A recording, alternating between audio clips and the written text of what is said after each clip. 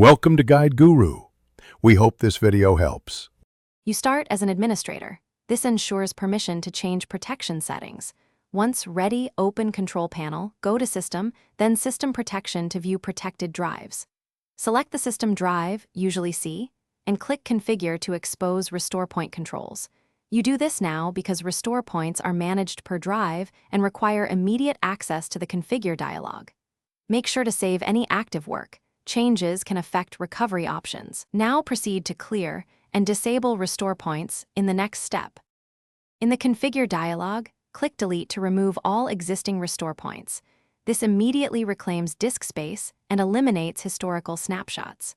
Once deleted, toggle Turn off System Protection to prevent new restore points from being created, which is the core action to stop further restores. You can also drag max usage to 0% or a minimal value to prevent accumulation. These steps remove history and stop future snapshots. Make sure you understand this. Removes rollback options before confirming. After disabling and deleting, click Apply then OK to commit changes. Once done, restart the PC so the system registers the new protection state. You should confirm by reopening System Protection to see that protection is off and no restore points remain.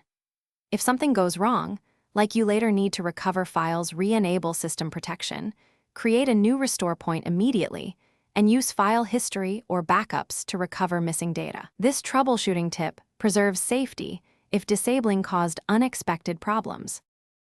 Thanks for watching. Consider subscribing if we helped you today.